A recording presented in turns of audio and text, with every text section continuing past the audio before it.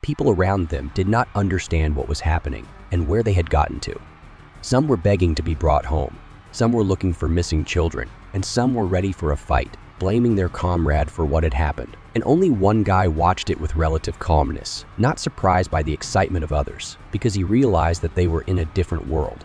The year of his birth was special. Everything started with 100 missing, but the number continued to grow rapidly. Soon the situation got out of control, and when he turned 20, he himself disappeared, having succumbed to the influence of an unknown force.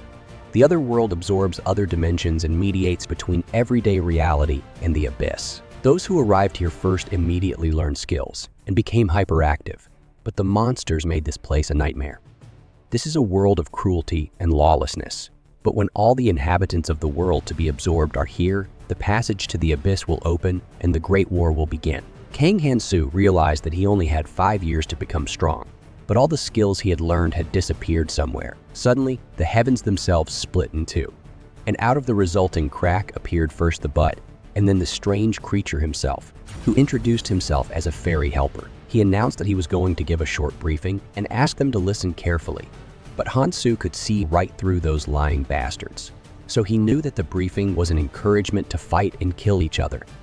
The fairy joyfully announced that everyone here had been granted freedom in this world, devoid of the constraints of morality and order, and depending on their diligence, they could increase their powers indefinitely, just like the protagonists of the movie. The creature explained that this was an incredible opportunity and said that right now he would show what to do to make it happen. The fairy snapped his fingers, and one of the men in the crowd began squirming in pain before collapsing to the ground, choking on his own blood. What they saw caused several more men to attempt to escape, but they met the same fate, for the ActionToon would not tolerate disobedience. The fairy assumed that the survivors would now try their best and suggested that they continue. He demonstrated the rune that could be obtained for killing living creatures. There are 8 more similar ones, but they all fall out randomly and are different colors. So if you keep growing, you can get a hold of better runes. The fairy explained that this particular one increases muscle mass somewhat and asked who was willing to get it. Shin-soo remembered that he hadn't used these things in a long time, so he raised his hand without further thought. The assistant praised his enthusiasm and handed over the rune, telling him about its effects.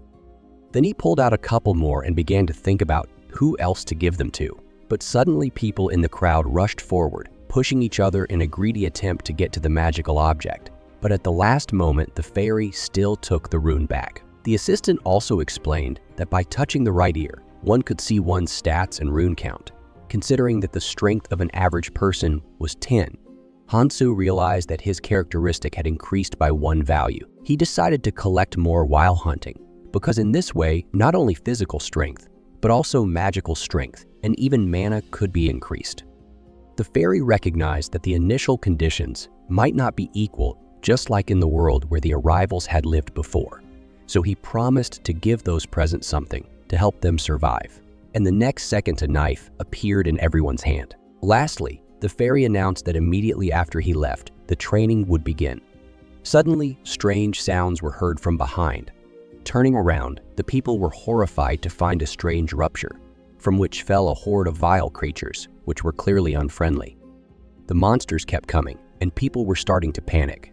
So one of the girls in the crowd suggested to calm down and slowly move back, not to aggravate the situation. Those present decided to follow the advice, as suddenly one of the back rows jammed into something invisible. But in the next second, a barrier appeared, through which it was impossible to break through. The goblins on the other side of the arena felt the same. People had already prepared their blades, not wanting to die so soon. But suddenly one of the men shouted that he was able to find a passage, and the counter from above was killed by 1 value. As soon as he suggested that only 50 people would be able to get out, the crowd went wild, its members literally fighting each other for a chance to get out. Kang Han-soo watched these lowlifes with disgust, for 100 men were enough to put up an organized fight.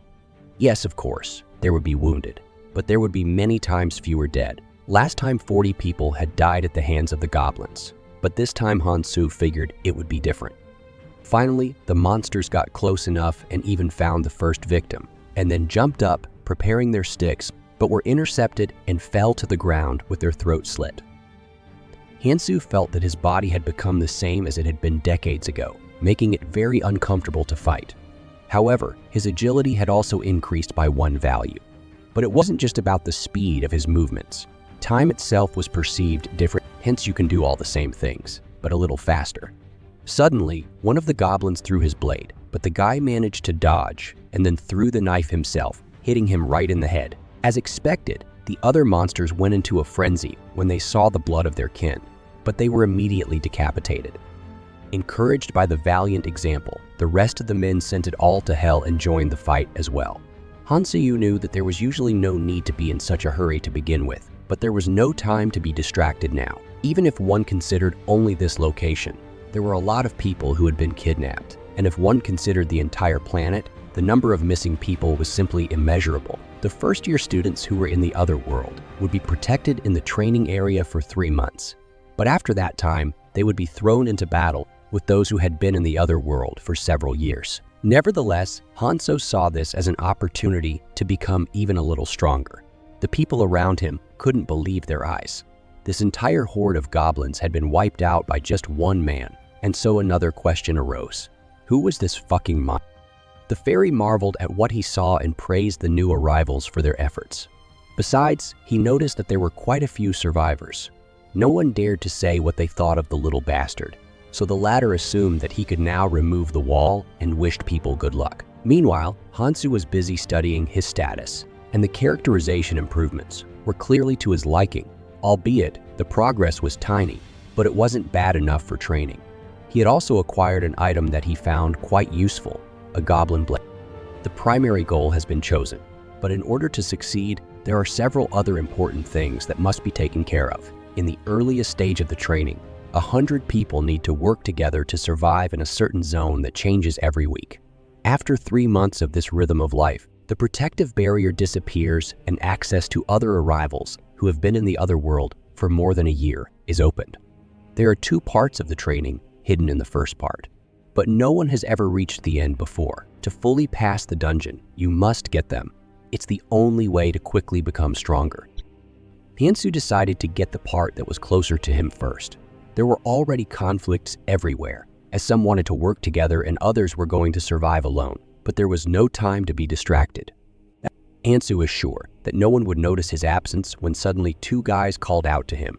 He wondered how these 2 guys knew his name and were surprised they weren't recognized, but on reflection, he remembered that they were his college classmates.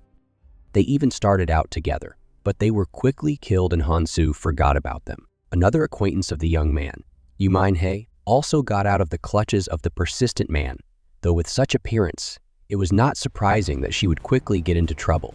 The crowd of hooligans, of course, recognized the arrival who had single-handedly killed the goblins, but now that he was tired, there was no reason to deny himself the impudence. The bully noticed that the number is on their side, and therefore offered the girl to voluntarily join. Otherwise, he promised to force. Hansu stepped forward, explaining to his companions that now such overexcited idiots would appear everywhere, not realizing what enemies they were making. He walked over to the crowd of hooligans and pushed the shouting man aside, then showed his blade, asking if there were any more questions. Noticing that the situation was getting tenser, the boss of the gang asked everyone to calm down and suggested that the ardent young man join forces, assuming that everyone would have something to do in the current situation. Hansu himself noticed the look in the bastard's eyes, who seemed to have adapted to the new realities. The big guy no longer saw any reason to hide his true nature, and so he acted like a hyena in a familiar habitat. The guy was well aware that in the end, this jerk would probably become a bandit, despite the fact that earlier his battle friend advised him to avoid aimless killing, but to ruthlessly destroy the parasites that will prevent humanity in the Great War. There is no time to deal with these bastards, and such people have a habit of self-destruction over time, so Hansu turned around and went on. Songho wondered what this guy was doing, but his boss ordered him to leave him alone, as he had a more important goal: to establish order. As he had already seen, the strong ruled the world, so the bandit simply couldn't afford to miss such a chance. Meanwhile, one of Hanso's companions was wondering how it was possible that people were more frightening than monsters. In any case, the silent classmate seemed even stranger now. The guy directly asked why Hansu pretended not to know them, but the guy referred to his memory loss. Suddenly, he noticed Minhai's gratuitous smile and wondered how her fate might have turned out in the ordinary world. For here, beauty was a weapon that could bring harm to the master himself. In any case, Hansu hoped that the girl would be all right. Soon, the whole company approached the abandoned Gangnam subway station, where the first target is located. He asked why they had come here, but Hansu couldn't afford to waste time explaining every little detail. If it hadn't been for Era's advice, he would have come here alone, so he explained that he just felt it, referring to the superpowers he had acquired to replace his memory. The surprise of his companions seemed strange to him, for they had already seen fairies and monsters, but he warned them that he was not forcing anyone to go with him, suggesting that those who wished to go should stand back and watch from the side. Daesung was incredibly annoyed by the guy's show-off, and he had a vague doubt whether Hansu knew the way. So he asked him if he was sure they were going to a safe place, and he admitted that he was going to meet some friends who lived here. Suddenly, Hansu ordered everyone to stop, drew his blade, and with a sharp blow finished off a huge slug that was already getting close to Sunna. He explained that these things didn't come out very often because they were afraid of sunlight, but he warned that if one of them bit a human, the victim would be unconscious and his flesh would be ripped open before help could arrive. When Hanso saw his companions follow suit, he assumed they would be good, though there was one who was visibly nervous. The young man advised him to watch his step and just stab at the cracks in the ground. Suddenly, another worm pounced on the guy, so Hans had to push his comrade away and put the slug on the blade himself. With his combat skills, this squishy fellow was understandable. He would likely end up being little more than a liability. Nevertheless, the young man asked the others why they weren't picking up the runes, and Minhee explained that they had decided to give all the items to their leader in exchange for protection, something like steamroller in games. Hansu countered that the reward belonged only to the one who earned it, and so he warned that those who wished to follow him would have to follow at least the basic rules. These very rules were made up by those who had survived in the abyss for decades. It was meant for peaceful coexistence, but often relationships based on goodwill would simply fall apart in a crisis. And Hansu was sure that his comrades would soon realize that. They would realize how cruel and vile this new world was, so they would fight over the runes like dogs over a bone. My prey belongs only to me. That's how the ground rules of the other world could be described. Hansu explained that everyone had to rely on their own strength and threatened to throw out those who were useless to the team, which was also one of the ground rules. Suddenly, Daesung noticed an unusual rune, the essence of the troll tribe. Something told him that with this thing, he would also be able to gain superpowers. Hansu noticed that until a couple of minutes ago, this guy had been yelling about giving away valuable finds for the team's benefit, but you can't break the rules, so he let him take the rune for himself. It's actually a pretty good find to start with. With this item, you can pump defense and regeneration, which contribute to survival. In addition, this is a passive run. Of course, it increases appetite, but after all, food can be taken away if you manage to become stronger. Strength and skill level are determined by the rune's rank. There are skillful men with a variety of magic who possess hundreds of abilities, but Hansu's old acquaintance, Keldian, has surpassed even them, gaining control over more than 1,000 skills. However, the guy's own situation is somewhat different. Last time, he learned one terrible thing. His limit was limited to only 7 skills, which was fatal in this situation, but Hansu was able to compensate for this deficiency with his strength. The endless evolution of the acquired abilities. The essence that only gave regeneration later equaled Kang Tae's art of immortality, and Ganlian's rapid dash was on par with Keldian's space breaking. Because of this unique characteristic, Ares gave him the nickname 7 Stars. It was because of infinite evolution that Hansu was on the same level as them, despite the difference of a full 20 years, and it was for the same reason that he had been sent back in time, so make no mistake, there's caution to be careful in choosing skills. But if everything went as planned, learning would seem no more difficult than a walk in the park. Daesung couldn't get enough of the increased performance, and couldn't wait to catch up or even overtake Hansu. So he put his arm around his shoulders and said that it was logical for strong people to be in the vanguard together, and Minhee wondered why he was staring at her when he said that. The young man realized that this goon had decided to compete. It even seemed a little cute to him. However, that didn't mean he would turn a blind eye to such a thing. The girl inquired as to why go even lower. and Hansu explained that it was necessary to use the train. He was confident in his words, as one of the warriors in his past life had told him that all stations were similar in design up to the 3rd floor. However, if one managed to get through the portal in the wall, one would be able to see the waiting train. The only problem was that it was hard to get to him, and he was leaving the very next day, so they had to get there by all means.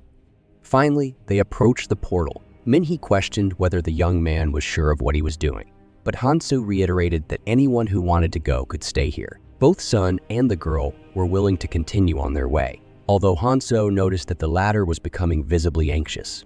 She seemed to realize the danger that cute people like her could be in, and therefore wanted to become stronger, even at the risk of damaging her.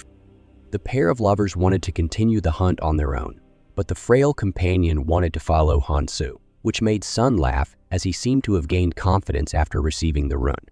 But the young man ordered him to leave the useless chatter, as time was already short. Hansu knew that there were thousands of mobs in the training area, and the landscape varied, but there were still some commonalities. After crossing the threshold of the portal, the boys found themselves at the station cannon and were very surprised to find a convenience store. The rumor that there was always a store on the 2nd floor of the subway turned out to be true, but Hansu remarked that it was more like a supermarket, since they had everything they needed.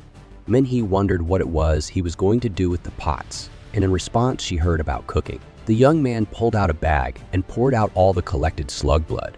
He knew that goblin skin becomes extremely poisonous when in contact with the green liquid, as the monsters had evolved to survive against worms. Sun asked for permission to taste the flavorful chowder, but immediately recoiled upon learning what it really was. Minhee asked how Hansu knew about this recipe, and he was reminded of his superpowers again. In fact, he thought his head was going to explode from all this information. But he had to learn it, because without it, there was no point in going back in time. It was important to know not only where to find the items, but also how to enhance them, and the main thing his friends had warned him about before they left.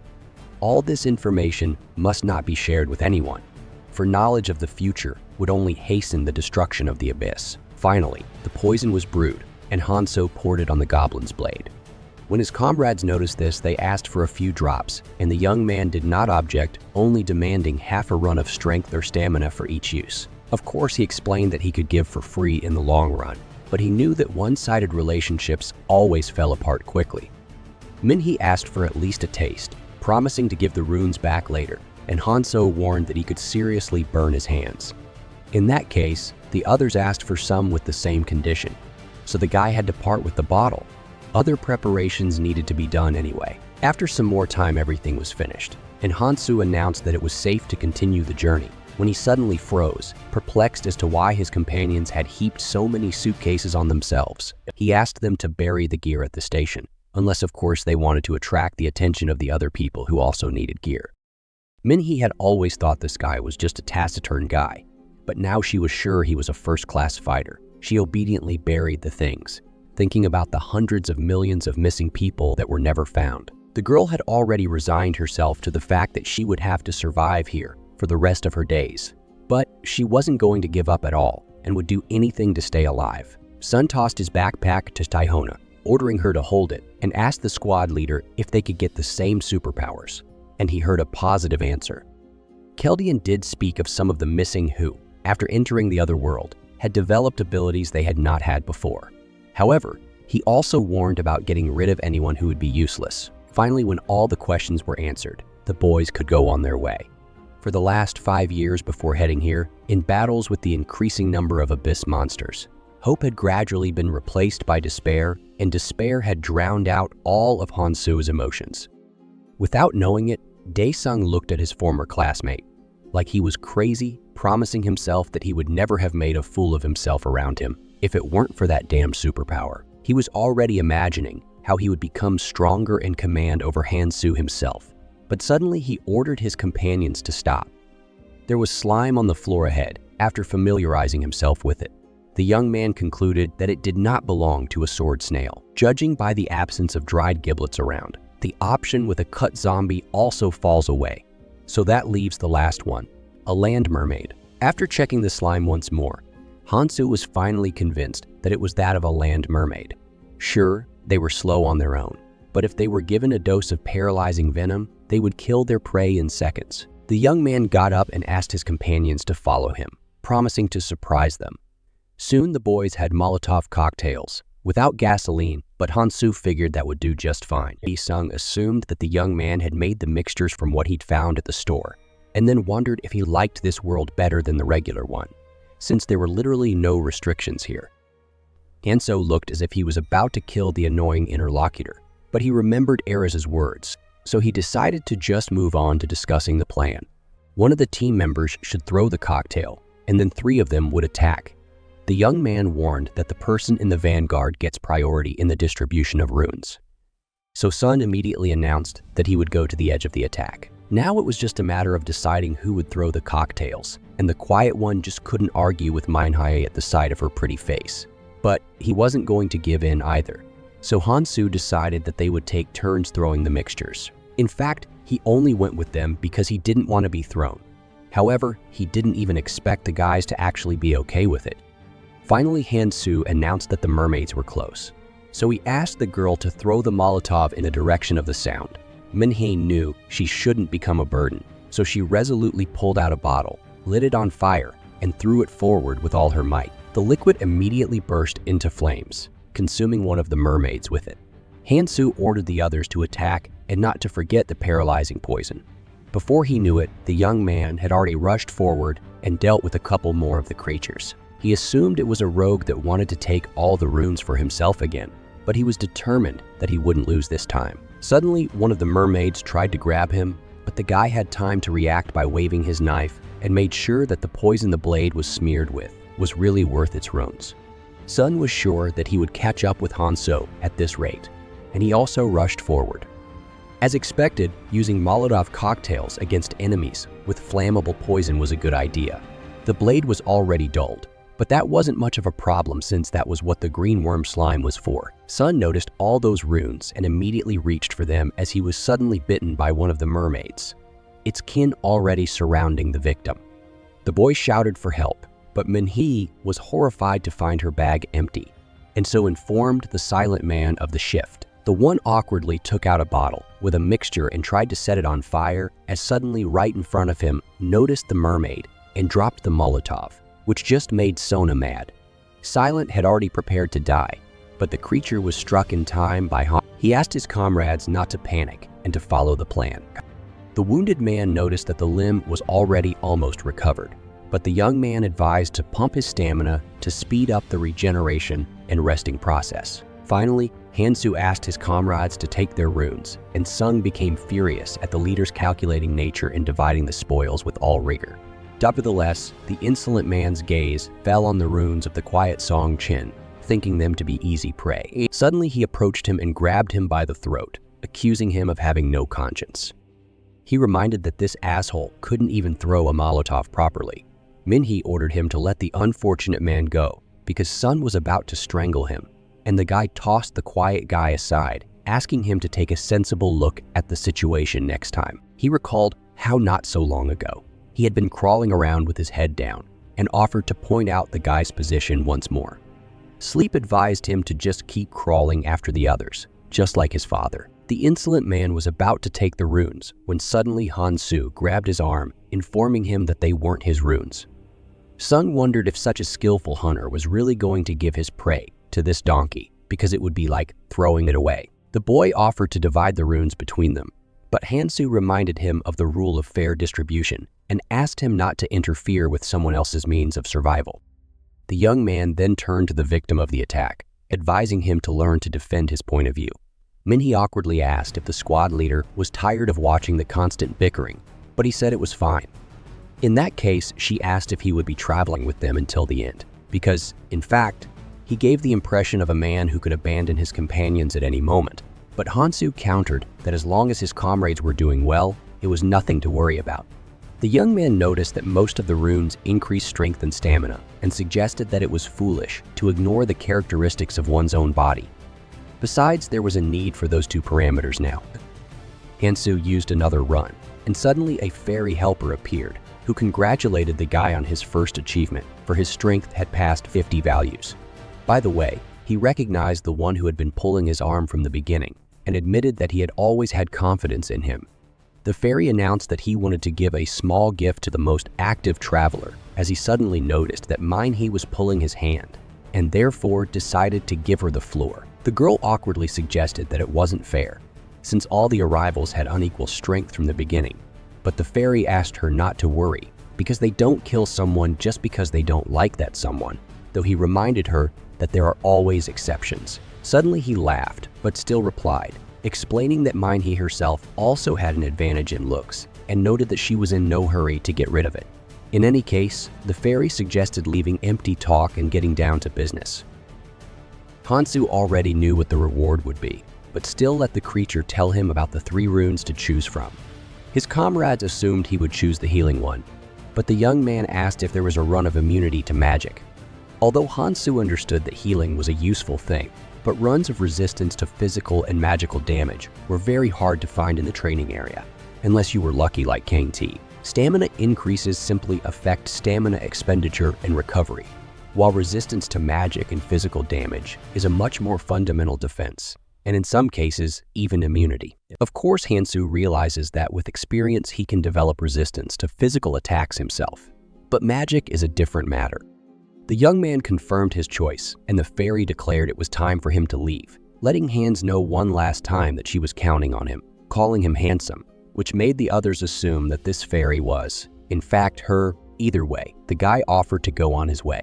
After dealing with the next wave of mermaids, Manhwa noticed that it was getting easier to fight, but suddenly she noticed their leader doing some kind of operations with poison again. The girl wondered why Hansu's movements were not faster, since he had increased his agility with runes. The young man noticed that his companion was quite observant and explained that he was simply storing the runes, which he had also learned about with his superpower. He also explained that it was necessary to simply take the rune with the thought of preserving it, but advised his companions not to repeat after him, as it would only hinder the hunt.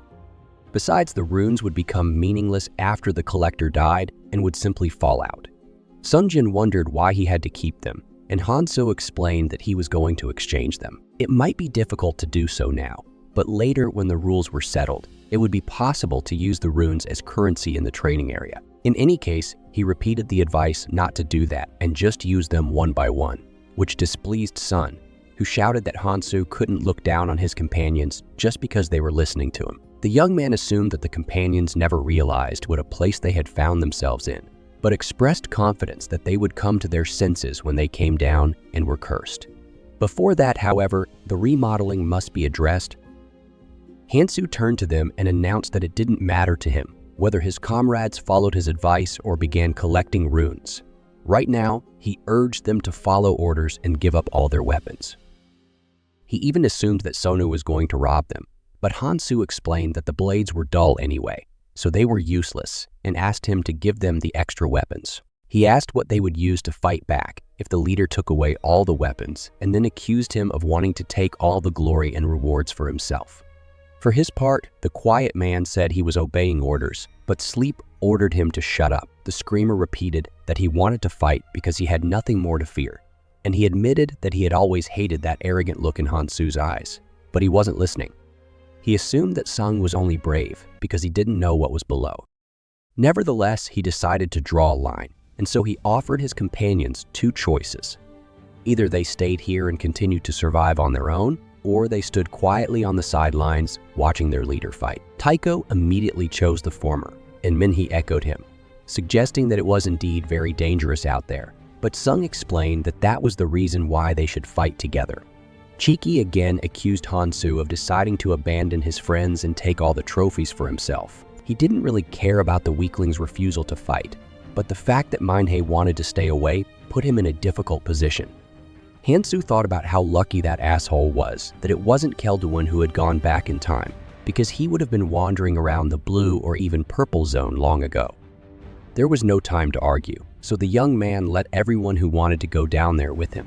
This pleased the confident Sung, for he was sure that if Hansu wanted to go down there alone, he must know what was down there, so he couldn't pass up the chance. Soon, however, all 3 of them were running away from the subway, wondering what kind of creature they had seen.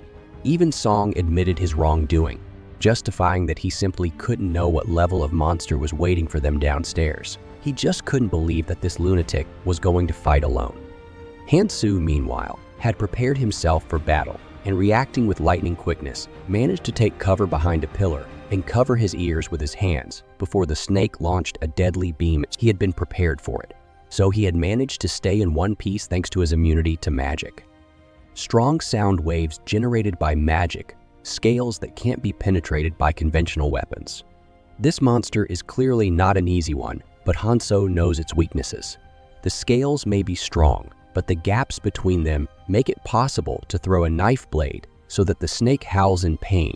The monster began waving its tail furiously, destroying everything. The young man ran up to it and tried to make another strike, but the enemy immediately used stun magic, which Hanzo managed to dodge. But the next attack was beyond his strength, and the young man found himself among the debris of the building. Despite the fact that the training area could withstand physical attacks, Hanzo had not yet acquired immunity to poison.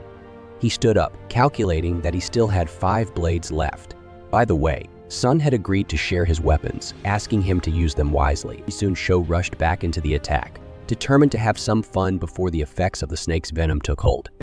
They'd already gone quite a distance, and yet the echoes of the battle could still be heard as far away as here. The girl was worried about whether he was all right with his new friend. Sung wondered why she had stopped and reminded her that they didn't even have a dagger with them, so he suggested they run back to the store as soon as possible. Manhwa thought for a moment, but still indicated that she would go check on her comrade. Sung was angry again, as the others had been ignoring him since they had gone down to the subway, but he sent everything to hell and ran after the girl as well.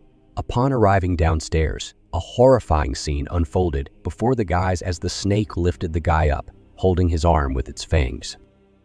Hanzo lost too much time, but still found the strength to stab the dagger right into the snake's chin, causing it to cry out in pain, dropping the guy.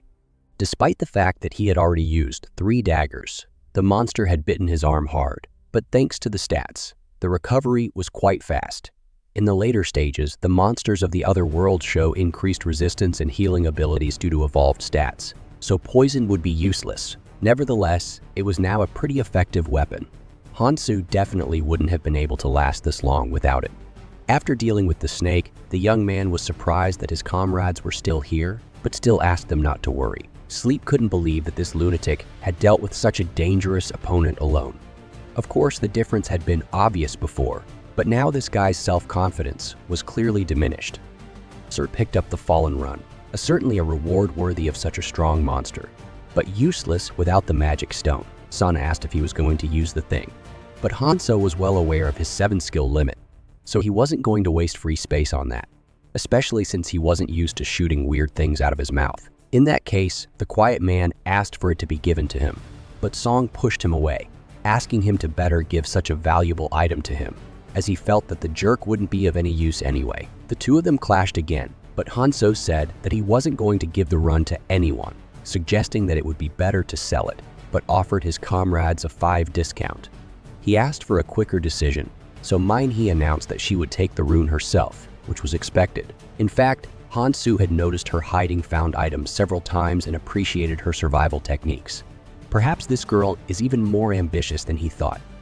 The girl held out 7 runes of dexterity and recovery, but considering the discount, Hanzo took only 6.